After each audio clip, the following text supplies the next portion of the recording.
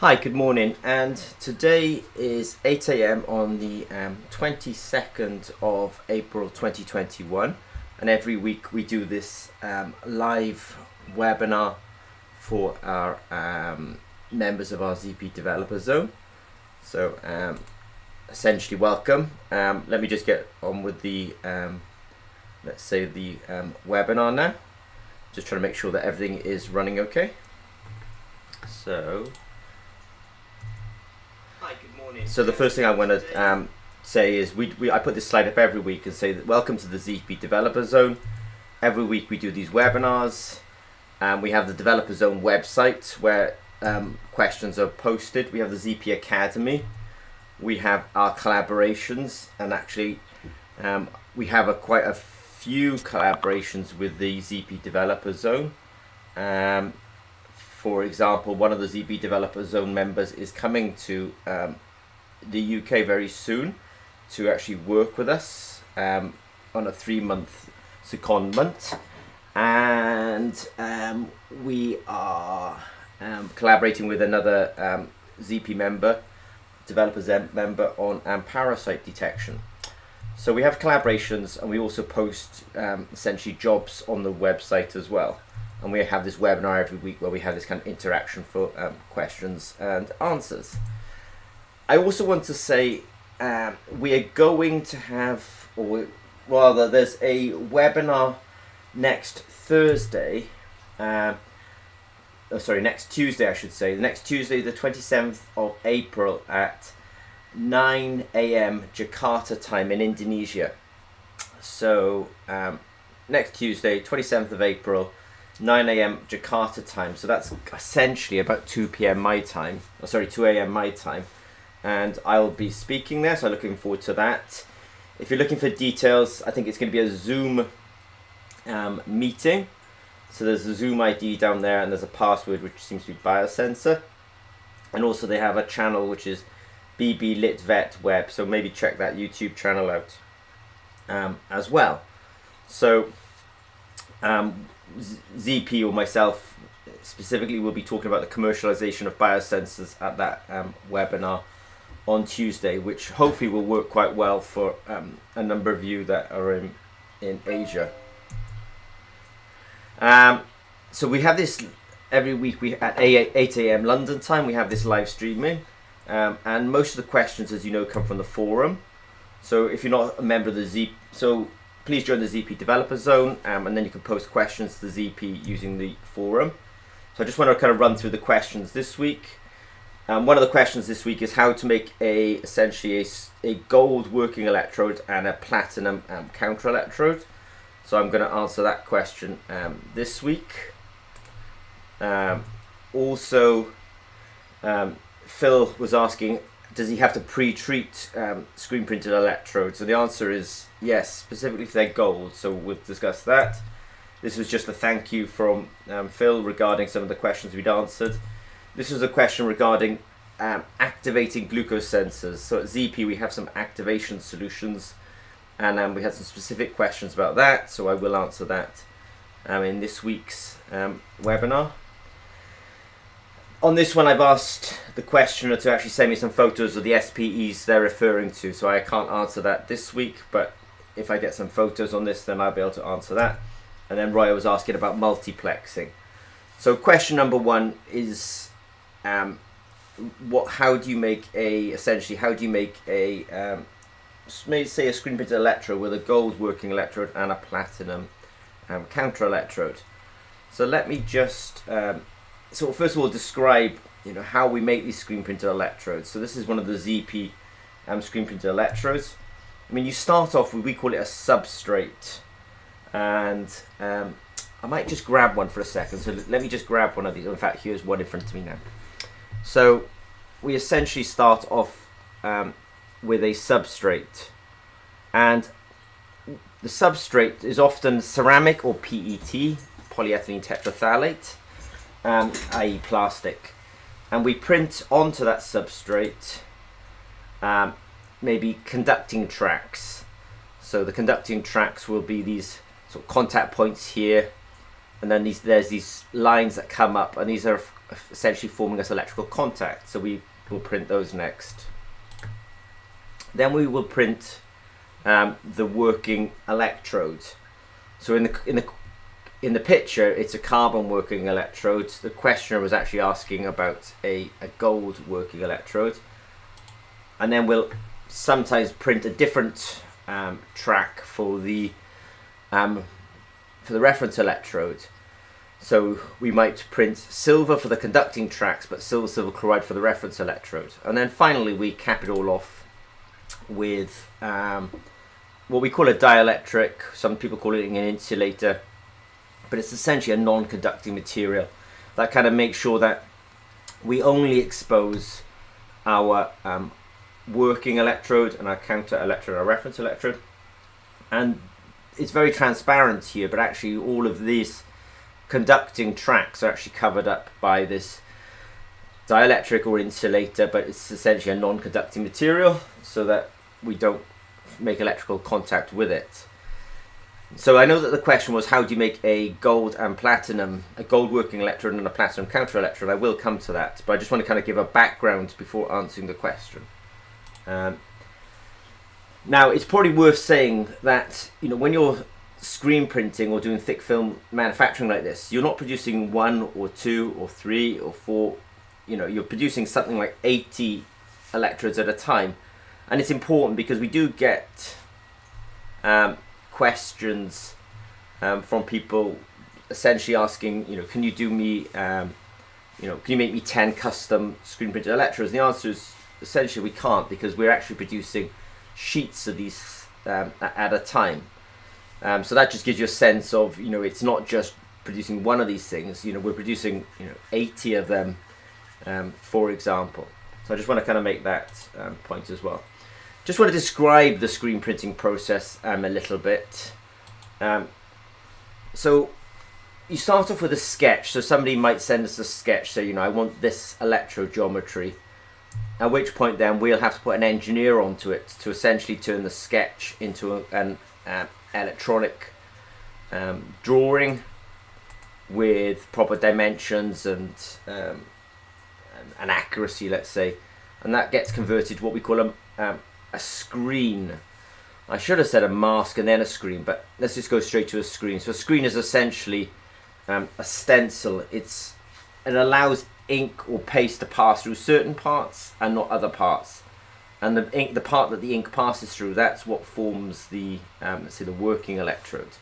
So we have to sketch, engineer some drawings, and then screens. We have to get the materials onto that screen, and then we have to print it, and then we have to cure it. Now, on the previous slide, I showed that there was a conductive track, working electrode print, reference electrode print, and insulator. So that was 4 times we printed on it. Now, if you make a electrode where it's like a working electrode and the counter electrode is a different material, you end up actually adding an extra screen to that process and an extra print. So you often can end up adding something like 25% to the cost, just because you didn't have the working electrode and counter electrodes the same material. Now the next part that happens is singulation. So essentially we turn that big sheet of 80 electrodes, let's say, into one electrode. You know, we cut it all up, so we call that singulation.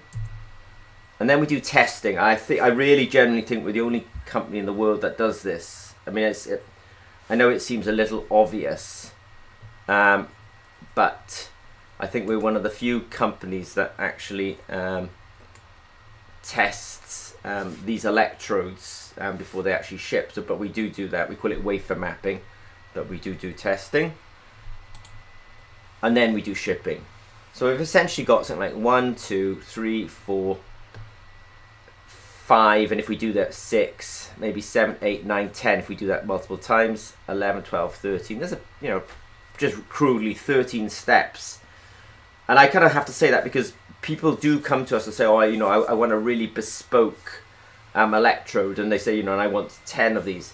It's 13 steps, to get to that, to essentially what they want is 10 pieces. So it is important to understand that when you're doing biosensor development, it's really useful to actually do it on pre-existing screen printed electrodes, because you can see the cost and effort it goes into making a screen printed electrode, and the customization, it doesn't make very good economic sense. It could do at scale when you're really going to market. You're going to have got like a expectation of selling 1 million a week or 1 million a month, but if you're really only going to make a few hundred, a few 10, customization is at ZP we have a wide range of screen printed electrodes, and I always suggest those off the shelf ones. But let's go back, and the last point I want to make is, if we're going to make a custom screen printed electrode, we don't just produce one sheet. We'll end up producing something like 20 of them. So that ends up, because if you're going to print one, you might as well print 20. It's the same, because what we call it is, it's the setup time. Most of the effort is actually in setting up the machine and all the engineering. Once you've got the machine set up, you might as well, it's as much effort then to produce one sheet as it is 20. So the minimum order, if somebody says, oh, I want a custom screen printed electrode, but I only want 10. Well, realistically, the minimum we're going to be able to provide is 1600, for example. So it is an important thing. So at ZP we do, and you'll find other companies, we can do custom design and custom manufacture screen printed electrodes. But my advice always is, if you want something that's slightly unusual, you have to kind of essentially get creative. So this is what I did last night, because I was essentially trying to think, how would I make a low cost run of screen printed electrodes where the counter electrode was platinum or gold, for example. And so what I did was, I took one of our screen printed electrodes. I went through my children's art box and I found a paintbrush. I had fortunately I had some gold ink or gold paint. No, we do not gold paint, gold ink or paintable ink. Now we do sell this material on our website as well. That's why I had some. And I essentially painted on the counter electrode in a different material. Now I only did that very quickly. That literally just took me sort of a minute to do it, and then I did it by hand. I haven't practiced here, but I think what I'm saying here is, if you want a specialist piece where maybe the working electrode is one material and the counter electrode is another material, and you don't find it readily on the web, then I think you can also get creative and actually you can take an off-the-shelf screen printed electrode. And with a counter electrode, the counter electrode is often not so important to your signal quality as the working electrode. So if you wanted a kind of gold working electrode and a platinum counter electrode, then my advice is buy a screen printed electrode which already has a gold working electrode and actually hand paint on the counter electrode. It'll probably work perfectly fine. I mean, we've done this in the past and it's been pretty good for us. So my advice is, if you can't find readily on the web a good screen printed electrode where the working electrode is gold and the counter electrode is platinum, get one where there is the working electrode is gold, and as I've shown here, actually paint on a conducting ink. Now the only thing about platinum is, this is what we sell on our website. Platinum is at this moment very expensive. It's I think that the price is almost at an all-time high in terms of raw platinum, but we do sell platinum, a paintable platinum ink, but just be careful because it is expensive. Now I really want to actually dig in a bit deeper and say, why do you get asked, why does ZP get asked sometimes to make gold working electrodes and platinum counter electrodes? So let's dig into the role of the counter electrode. So here I have I've used this green bar to represent the working electrode, and I've used this grey bar to represent the counter electrode. Now the job of the counter electrode, let's say I'm oxidizing at my working electrode. Electrons are flowing in to my working electrode. The job of the counter electrode is to essentially counterbalance that and give out an electron. So, you know, if I'm oxidizing at my working electrode, electrons are going into my working electrode, and counterwise, of the counter electrode, electrons coming out. So the job of the counter electrode is essentially to balance what's happening at the working electrode. So we will have a molecule that's able to undergo oxidation at the counter electrode, and it gets reduced. Now, screen printed electrodes, because the electrodes are quite close to one another, you do stand a chance of a phenomenon where that reduced material is quite close to the working electrode, and actually it can diffuse to the working electrode. And if that happens, you've essentially got a feedback loop where you were oxidizing something on the working electrode, which caused electrons to come out of the counter electrode. You reduced material at the counter electrode, so oxidized became reduced, and then it diffuses. So what you have here is a feedback loop.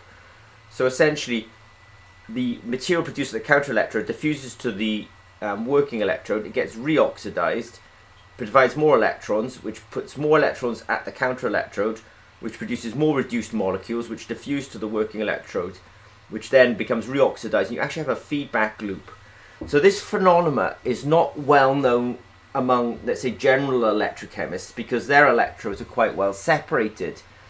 But in biosensors, when you bring everything quite close together, you can end up having crosstalk.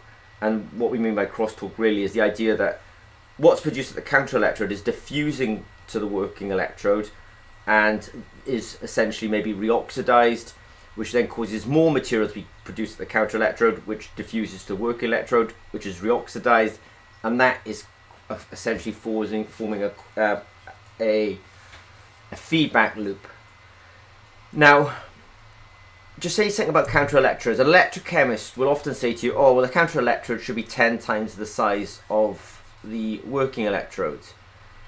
Now, why do they say this? And essentially why they say it is because the counter electrode should be big enough so that there's lots of reaction capable on its surface, so that it never slows up what's happening at the working electrode. So if you ever hear an electrochemist say, oh, well, the counter electrode should be 10 times the size of the working electrode, the reason being is that they want the surface to be large enough that there's plenty of easy reactions happening at the counter electrode, so it never slows up what's happening on the working electrode. Now, when you look at screen printed electrodes, the counter electrode is never, or very rarely, 10 times the size of the working electrode. So it shows you that that rule is not as important as people would like to say. And in fact, so they want this kind of 10 times size, but it's very actually rarely the case. And because with a screen printed electrode, you're trying to make this thing flip small. So you don't want to sacrifice, you know, all that space onto the counter electrode just to make it 10 times the size. Now what we do at Zimmer and Peacock is this. We make our counter electrodes silver chloride. And this therefore allows an easy reaction to take place. There's an easy reaction, which is the conversion of silver to silver chloride, or the conversion of silver chloride to silver. That's an easy reaction. And so we've got this counter electrode that's loaded up with chemicals that can easily convert between one another. So if the working electrode is being used for oxidation, then at the counter electrode, silver chloride is reduced to silver. If at the working electrode we're reducing something, then at the counter electrode, silver is becoming silver chloride. So we've got a good reservoir of easy chemistry that will easily take place and will not inhibit the working electrode. Inhibit the rate of reaction at the working electrode. Now there's one more important fact about a silver chloride counter electrode is silver is insoluble and silver chloride is highly insoluble. So that means we don't have this risk of diffusion from the counter electrode to the working electrode, because the product of oxidation of silver to silver chloride is a solid, and the product of reduction of silver chloride to silver is a solid, and so we don't have this feedback loop of soluble material that might diffuse across to the working electrode. So the reason I said all that is because I'm asked the question sometimes, I would like my working electrode of gold and my counter electrode of platinum, and you have to ask the question, why do you want these two different metals? And sometimes it's because they want the catalytic properties of the platinum because they don't want to inhibit or slow up what's happening on the working electrode. Well, you can also achieve that by actually not making your counter electrode out of platinum. You can make your counter electrode out of silver chloride. And so, an alternative to having a gold working electrode and a platinum counter electrode is actually have a gold working electrode and a silver chloride counter electrode.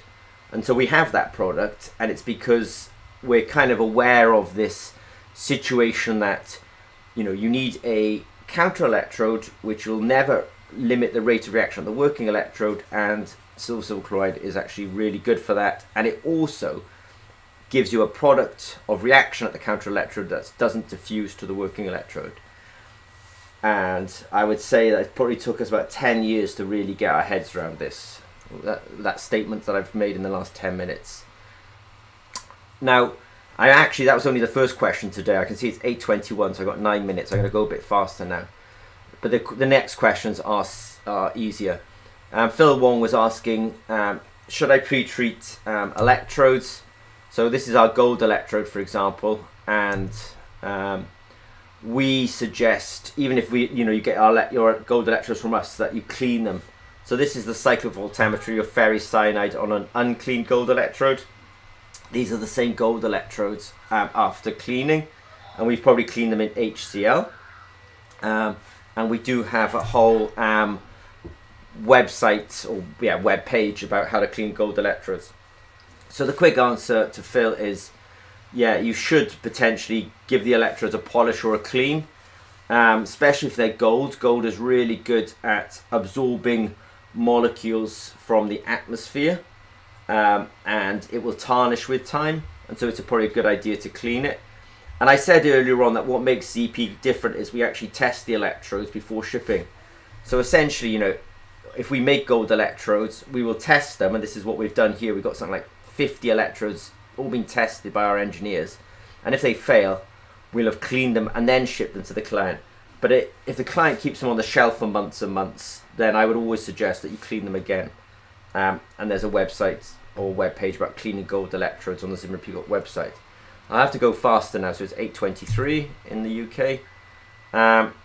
And the next bit is some questions about glucose activation. So on the ZP website, we sell 1 milliliter of glucose activation solution.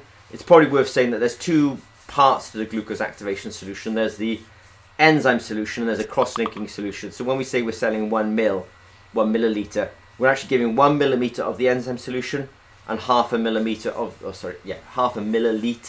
of the activation solution. So we're in fact shipping 1.5 milliliters of material. But 1 milliliter refers to the fact that it's 1 milliliter of the activation of the enzyme solution rather, but actually along with it comes a cross-linker. So the questions are, what temperature is your product preserved at? So we ship it, and one of the questions is also, how do you transport to Vietnam?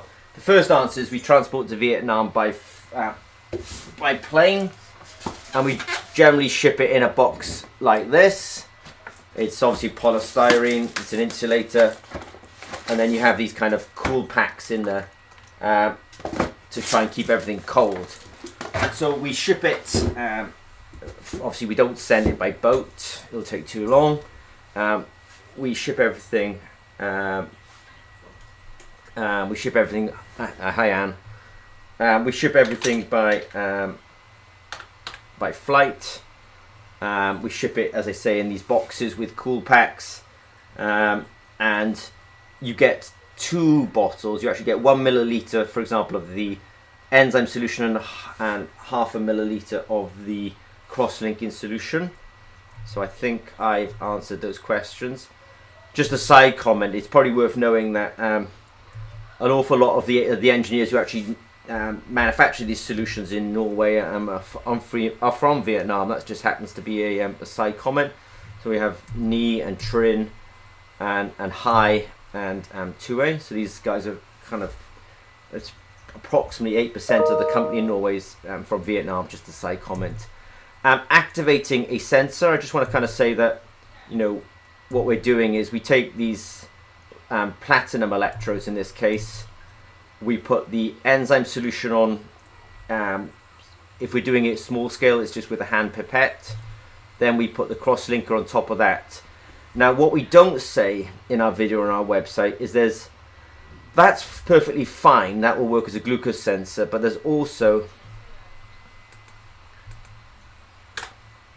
a barrier layer that you can also put on top, and I'll discuss the barrier layer in a second.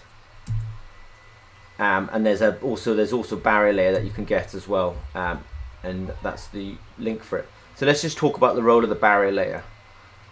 So the role of the barrier layer is you take something like a platinum electrode and you functionalize it to be with an enzyme, at which point then the glucose will react with the enzyme in the presence of oxygen, form hydrogen peroxide, and then as long as you're applying a voltage of 650 millivolts, you can essentially detect the hydrogen peroxide and you'll get a current that is proportional to glucose. Now, what's the role of the barrier layer? The barrier layer is another layer that you can put on top of the enzyme layer. Shirley's asking how many times could screen printed electrodes be used? I'm just going to answer it very quickly. And it really, Shirley's correct. How often you can reuse a screen printed electrode depends on the material and what you're doing with it. So with our chili sensor, the capsaicin actually sticks to the carbon electrode. You'll never get it off, so you can only use that sensor once. Whereas glucose biosensors, you can reuse them quite a few times.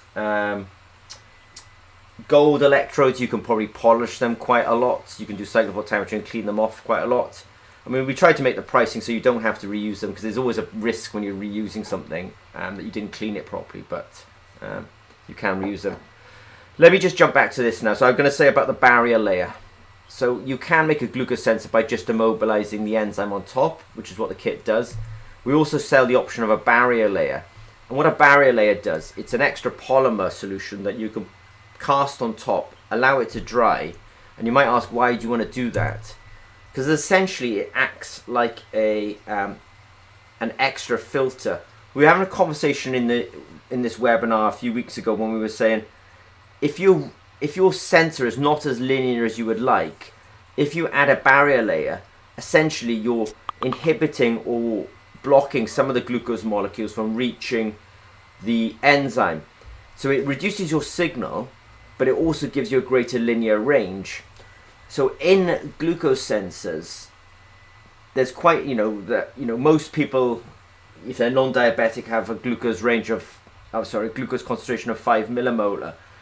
If they're diabetic, that might go up to 20 millimolar. So if you want to have a linear range up to 20 millimolar or 30 millimolar, 40 millimolar, then essentially the enzyme is going to be overwhelmed at those kind of concentrations. And what you have to do then is put a barrier layer into your design so that not all of the glucose molecules reach the enzyme. So that would say, well, that reduces my signal. It does reduce your signal, but it also gives you greater linear range. So you can see that making a glucose sensor is kind of an interesting thing, that you need the enzyme layer, which we sell, but a solution for, but you might also need the barrier layer. And whether you need the barrier layer or not, I think the best way is actually you have to make your glucose sensor, see if it's linear enough in the range of concentrations that you're interested in, and if it's not, you have to introduce a barrier layer. Right, 8:29, we've got 1 minute. I think we're near the last questions now. Multiplexing, so we were asked, what the multiplexing options. This is just some work that we did actually at ZP this week, where we actually took 9 pH sensors, and we did it with a really good student who's doing her master's with us. And she's also at Harriet Watt, and she made actually an Arduino board and some LabVIEW program. So essentially she's got all the data coming into one piece of software, and she's actually color coded it so that if a pH sensor has a different pH on it, you know, it'll be green, blue or red. So it's really nice because it allows, I mean, this is her raw signals, but essentially she's also got this like this viewing image that you can actually color code the data, so you can see, you know, is that sensor in the range 7 or is it in the range 2, or is it in the range 11, and she does that by color coding. Now the reason that we're doing this is the question from the forum is about multiplexing, but we have this little electrodes array here, which is essentially, it's really small. It's this whole piece is 12 millimeters by 29 millimeters. So these array of 9 working electrodes are all in a very small footprint, and the reason that we've been doing this multiplexing is because in fact we want to multiplex on this, because now you have this array of pH electrodes, and actually we can look at them individually by multiplexing, and essentially, you know, if there was a difference in the drop, so the pH was different on one side than the other side, we could actually see it. We could be able to see it because we've got this array. I really like this because it essentially allows you to have spatial resolution. It's not just a measurement of pH, it's a measurement of pH in the XY direction. So I think that's really, I mean, it's cool, let's say.